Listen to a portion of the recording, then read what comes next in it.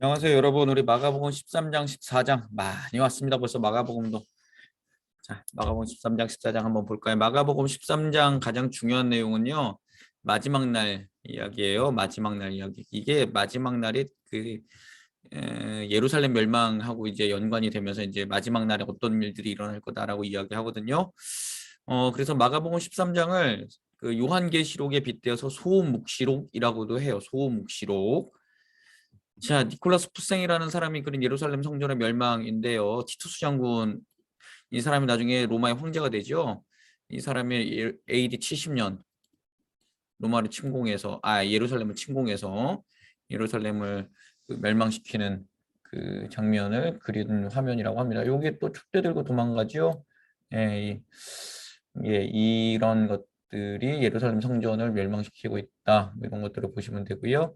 그다음에 이쪽에 있는 오른쪽에 있는 그림은 데이브 로버츠라는 사람이 그린 건데요. 로마군이 이제 예루살렘을 포위하고 그다음에 이제 멸망시키고 있다. 여기서 이제 빛으로 여기 쳐들어가고 있다. 이제 이런 여기 질렀다. 뭐 이런 표현들 하고 있습니다. 예, 그래서 AD 70년 로마에 의해서 예루살렘이 멸망당하게 됩니다. 예, 자, 제자들이 성전 다 하고서 성전 정화 사건까지 하고 나왔잖아요. 그랬더니 제자들이 보면서 성전에 나가실 때 제자들 중에 한 명이 성전 진짜 멋있습니다라고 했습니다. 이게 헤롯 대왕이 지은 성전이거든요. 제3성전이라고 해요. 3성전 맞나? 예. 1성전이 솔로몬 성전, 2성전이 스룹바벨 성전, 3성전이 헤롯 성전입니다. 자, 헤롯이 그 예수님 당시에 46년 동안 짓고 있었다라고 했어요. 요한복음 2장에 보면 여러분 나중에 요한복음 할 때 같이 한번 볼게요. 요한복음 2장에 예수님께서 이 성전을 허물라 내가 3일 만에 성전을 다시 지을 것이다라고 했더니 사람들이 뭐라고 하죠? 이게 지금 46년째 짓고 있는 건데 말이 되냐 이제 이렇게 이야기를 해요. 근데 이게 64년에 완공이 되거든요. 64년에 왕국이 돼서 6년 만에 망하게 되는데요. 이 성전이 예루살렘은 그 도시의 6분의 1이나 되는 굉장히 큰 규모였다고요. 돌들이 번쩍인 그 반짝반짝하는 돌들도 있었대요. 굉장히 화려하게 지은 겁니다. 근데 이걸 제가 한번 지난번 설명을 드렸었는데 헤롯이 왜 그렇게 그 성전을 화려하게 지었을까요? 이 사람은 에돔 족속이었어요. 에돔 족속의 후손이었어요.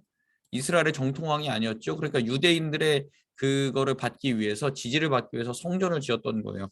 굉장히 화려하게 지었다라고 합니다. 자, 그랬더니 예수님이 뭐라 그러십니까? 성전은 돌 위에 돌 하나도 남지 않을 것 그렇게 말씀하십니다. 완전히 회파당할 것이다. 이제 이렇게 말씀하시죠. 그래서 지금 그 남은 성전의 일부분이 어디에 있어요? 예루살렘의 그 서쪽 성전의 서쪽 벽만 남아서 그게 이제 이스라엘에 가보면 통곡의 벽이라고 남아있죠. 뭐 그렇다는 이야기가 있어요. 자, 그래서는 이제 요한하고 베드로하고 이번에는 안드레예요. 예수님께 여쭤봐요. 그때가 어느 때이고 어떤 징조가 있겠습니까? 이제 멸망당할 때가 어떤 징조가 있겠습니까? 이제 이렇게 이야기를 해요. 물어봐요. 그랬더니 이제 예수님이 뭐라고 말씀하시냐면 내 이름 모아서 미혹하는 사람들이 많을 것이다. 내가 예수다라고 하는 그게 많을 거다. 그때 미혹받지 마라라고 하죠. 그러니까 이단 사이비들이 엄청나게 늘어난다라는 거예요. 사이비 이단들이 거기에 속지 마라. 그 다음에 난리와 난리의 소문이 일어날 것이고 민족과 민족이 나라와 나라가 그 대항해서 싸울 것이다. 그 다음 지진과 기근이 일어날 텐데 재난의 시작이다. 그거 가지고 놀라지 말라. 지금 이렇게 말씀하셔요. 그리고 그 많은 사람들이 예수 믿는 사람들을 권력들에 넘겨줄 것이다. 그러나 복음이 먼저 만국에 전파되기 전까지는 이런 일들이 일어나지 않을 것이다. 복음이 만국에 전파될 것이다. 온 세계에 복음이 전파될 것이다. 그때에 이런 일들이 일어날 때만 때가 됐구나라고 무화과 잎사귀가 풍성해지면 그렇게 열매를 맺을 것 같다. 그 가지가 연해지고 잎사귀를 내면은 여름이 가까운 줄 아는 것처럼 그 징조를 알아라 지금 예수님이 말씀을 하셨어요. 자, 그리고 사람들에게 핍박받을 때 무슨 말을 할지 염려하지 마라. 성령께서 다 말할 것들을 너에게 주실 것이다. 예수님이 그런 말씀도 하셨고요. 멸망에 가능한 것이 서지 못할 곳에 설 때가 있다. 이런 말씀도 하셔요. 그러니까 그 멸망당할 것이 저기 뭐야 귀한 곳에 선다. 이게 예전에 그 중간기 시대 때 어떤 일이 있었냐 하면요. 알렉산더 대왕이 망하고 그 알렉산더 대왕의 그 부하 중에 이스라엘 지방을 먹은 사람이 있었어요. 그때 이제 유대인들을 무시하느라고 성전에 돼지를 갖고 와서 거기서 돼지를 죽여서 제사를 했습니다. 돼지는 부정한 동물이거든요. 이스라엘 사람들한테. 그런데 그런 것들이 이제 멸망에 가증한 것이 서지 못할 것들 뭐 이렇게 이야기를 표현을 하기도 해요. 그러니까 하나님의 성전에 부정한 것들이 이제 선다라고 그때 그럴 때가 있을 것이다라고 예수 말씀하셨다라고 우리는 이해할 수 있는데요. 근데 중요한 거는요. 그러한 일이 일어날 때에 주님이 다시 오실 것이다. 예, 주님이 다시 오실 것이다. 재림할 것이다. 근데 여기서 가장 중요한 말은 이 말이에요. 그러나 그 날과 때는 누구만 하신다고요? 아버지만 하신다고요. 그래서 여러분 꼭 기억해야 될 것은요. 몇 월 며칠 날, 뭐 몇 년 몇 월 며칠 날 주님이 다시 오십니다. 그 다음에 또 뭐 어느 지방으로 가야만 거기에서 집단으로 함께 살아야만 우리가 살아갈 수 있습니다. 뭐 멸망당할 때 세상은 멸망할 때 우리 휴거 받을 수 있습니다. 이따위 소리 하는 사람들 있어요. 다 예, 제가 조금 애들 표현을 할게요. 다 개뻥입니다. 믿지 마십시오. 혹하지도 마십시오. 그런 사람들이 누가 와서 그러면 우리 목사님이 그러는데 개뻥이래라고 그냥 딱 까놓고 말씀하십시오. 괜찮습니다. 성경에 정확하게 말한 것은 그 날과 때는 누구만 하신다고요? 아버지만 하시는 거예요. 근데 이 날과 때에 대해서 이야기하는 사람들이 있다면 그 사람은 뭐예요? 지가 하나님이라고 하는 거예요. 지가 하나님이라고. 그러니까 그게 사입이고 이단인 거예요. 날과 때와 장소는 누구만 하신다고요? 아버지만 하십니다.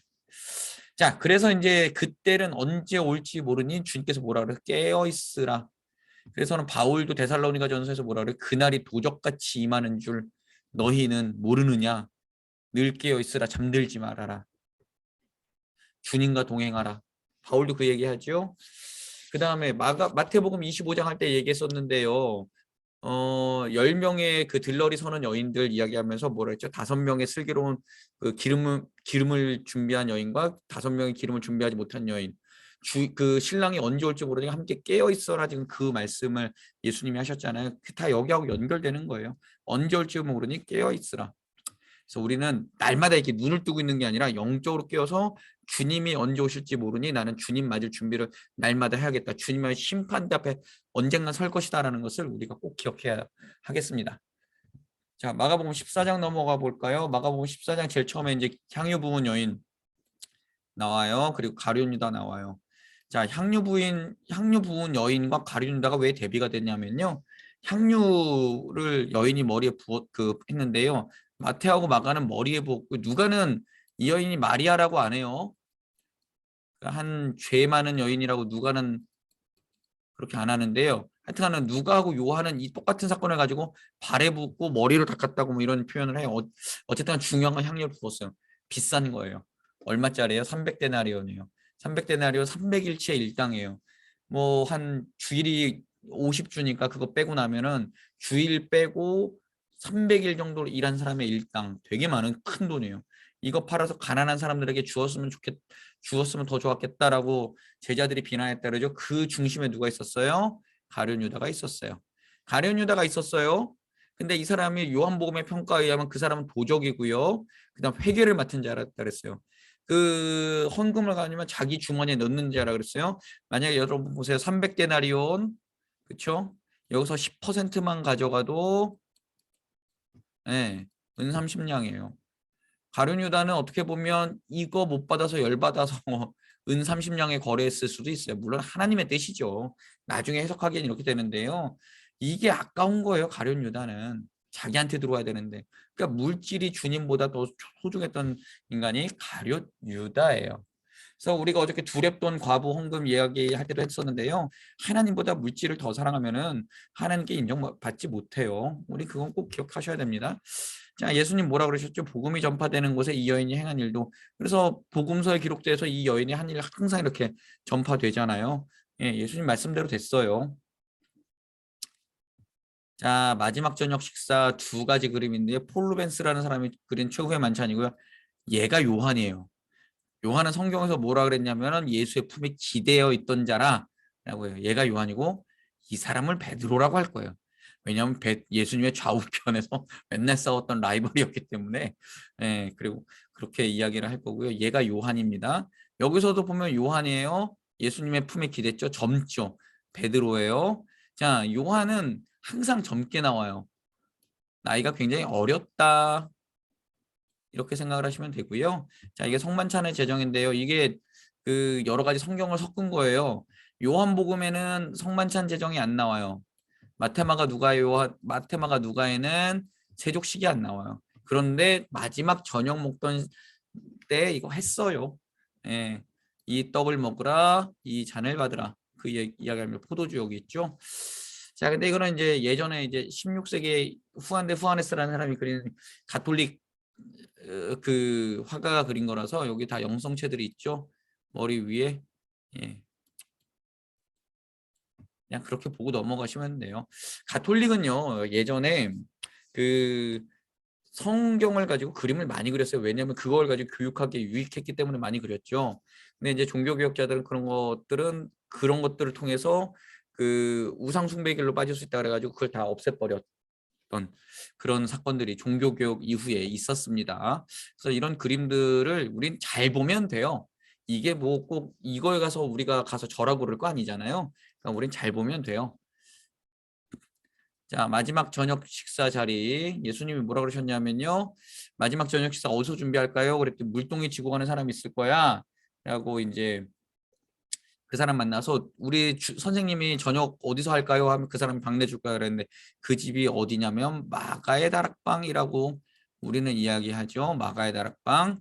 오순절 성령 받았던 그 방을 마가의 다락방이라고 합니다. 그래서 마가는 야, 집이 좀 살았다. 지금 말로 하면 금수저 정도 될 거다. 뭐 이제 왜냐하면 120명이 들어갈 때 정도의 저기 뭐야 다락방이 있었으니까요. 예, 그렇게 그냥 여담이고요. 자, 그래서는 저녁 먹었어요. 6월절 저녁 자리에서는 뭐 먹죠? 구운 양고기, 그다음에 쓴나물, 그다음에 또 뭐 먹죠? 누룩 넣지 않은 떡. 이 세 가지 먹어요. 자, 양은 6월절 출애굽기에 보면은 양은 왜 먹었을까요? 그 문설주에 인방과 문설주에 바르는 피 하고 나서 그 양을 먹었고요. 쓴나물은 왜 먹었을까요? 애굽에서 있었던 것을 잊지 마라. 쓴 기억을 잊지 마라.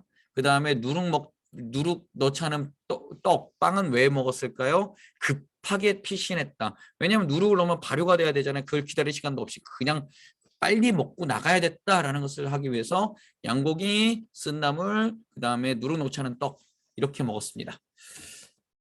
자, 떡을 떼며 예수님이 이거 내 몸이 다르고 잔을 따르며 내 피다라고 말씀하셨지요. 성찬은요, 주님의 죽으심과 다시 오심을 기억하고 기념하는 그 시간입니다.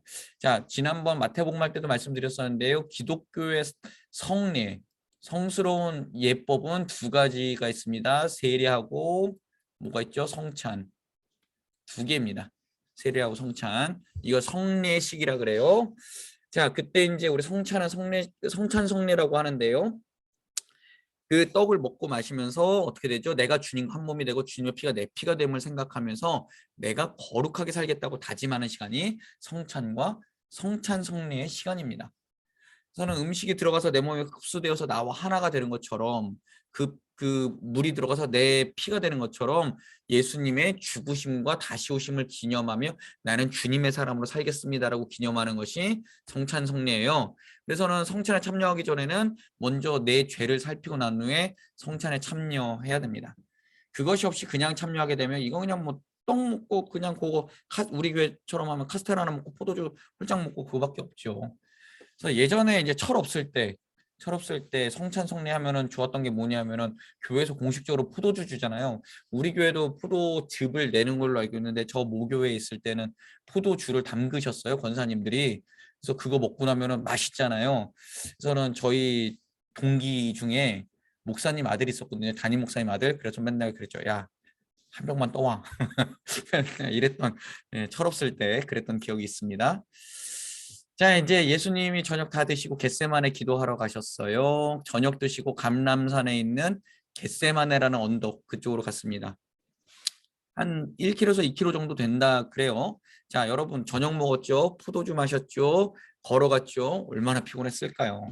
자, 가시는 길에 베드로에게 너 나 3번 배반할 거야? 얘기했더니 베드로가 에? 왜 저에게 그런 말씀을 하시죠? 절대로 그런 일 없어요. 주님, 통촉하여 주시옵소서. 저는 그럴 일이 없습니다. 난리가 났죠. 제가 주와 함께 죽을지언정 주를 부인하지 않겠나이다 라고 베드로가 멋있게 말했어요. 그때 다른 모든 제자들도 저도 그러하겠습니다. 성은이 만극하여이다. 막 난리가 난 거죠. 예수님이 딱 konkr했잖아요. 아니야, 아니야. 아니야, 니네는 나 배반할 거야 라고 말씀하셨습니다. 그리고 베드로와 야고보와 요한 데리고 가셔서 기도하라 그러셨죠. 얘네들 어디 나왔었죠? 그 야이로의 딸, 그렇죠? 야이로의 딸 할 때 변화산 사건, 그 겟세마네 기도 3번. 얘네들만 데리고 가십니다. 기도해라. 내 마음이 심히 괴로워 죽을 것 같다. 나를 위해서 기도해라. 중보기도 하라 그러셨는데, 아이, 이것들은 이제 핑계 됐잖아요. 여기 저녁 드시고 포도주 한잔 하고 걸어갔고 얼마나 피곤하겠어요. 그리고 급박하지 않잖아요. 왜요? 내일이면 6월절 되면은 이제 드디어 예수님 드디어 보좌에 앉으시면 나도 아싸 이러고 있는 상태인데 푹 자야지. 내일 거기에 단에 올라가려면 피부도 좋아야 되는, 잘 자야지. 지금 그러고 있었던 거예요. 조금 더 오버해서 말씀드립니다. 어쨌든 간에 그렇게 해서는 푹 자고 있었어요. 주님께서는 하나님께 기도하시죠. 아버지 이 잔 옮겨주십시오. 3번 기도했는데 그런 아버지 뜻대로 하소서라고 기도했죠. 누가복음에 보면 뭐라 그래요? 핏방울이 땀방울처럼 이렇게 뚝뚝뚝뚝 떨어졌죠. 땀방울이 핏방울인가? 누가복음 할 때 다시 한번 살펴보겠습니다. 자, 그럼 하여튼 그렇게 열심히 예수님 기도하셨어요. 그런데 제자들은 자고 있으니까 참 속상했었겠죠. 자, 겟세마네 기도에서 유다의 배신까지 한번 그림 살펴볼까요? 파울로 베로네세라는 사람이 그렸는데요. 예수님 기도하시다가 너무 힘들어서 천사가 와서 돕는 그런 장면을 그렸고요. 여기 하나, 둘, 셋, 자고 있지요? 예, 자고 있습니다. 3명 다 잘 자고 있지요. 자, 그리고 이건 이요한이라는 우리나라 화가가 화백이 그린 건데 유다의 배반, 횃불과 몽치를 들고 왔죠. 그리고 여기 와서 키스하고 여긴 베드로가 대제사장의 종 말고의 귀를 자르는 그런 그림까지 아주 디테일하게 그려놨습니다. 자, 가룟 유다는 은 30냥 받았고요. 입맞춤으로 사인했습니다. 내가 입맞추니까 그다. 예수님이 뭐라 하셨냐면 내가 날마다 성전에서 가르쳤었는데 그때 안 잡고 지금 잡는 것은 성경을 이루게 하려 합니다. 라고 이제 예수님 말씀하시고 잡혀가세요. 이제 잡혀가셔서 어디서 그 대제사장 집에서 이제 그 신문을 받습니다. 그래서 베드로는 근데 그래도 주님 따라갔어요. 어떻게 되는지 보려고. 이게 어떤 의미였을까요? 그 예수님에 대한 의리였을까요? 아니면 예수님이 멋있게 역전할 거라는 걸 기대했을까요? 저는 후자라고 생각을 합니다. 끌려가더라도 설마 저렇게 죽겠어? 에이, 아닐 거야. 내가 모르는 무언가가 있을 거야 라고 베드로는 그렇게 생각을 했을 거예요. 자, 따라갔어요. 자, 1차 배반. 아랫뜰에서 불 줄 때 그 대제사장의 여종이 나와서 너 저 사람하고 합해지? 라고 그랬더니 아니라고. 아이씨, 무슨 소리 하냐고. 나 지금 모른다고. 자, 2차 배반합니다. 2차 배반. 그 여종인지 다른 성경은 또 다른 여종이라 그래요. 그 마태, 누가, 요한은 다른 여종이라 그래요. 근데 어쨌든 또 여기서 마가복음에 보면 여종이라 그래요. 69절에도 곁에 있는 사람들에게 또 말을 해요.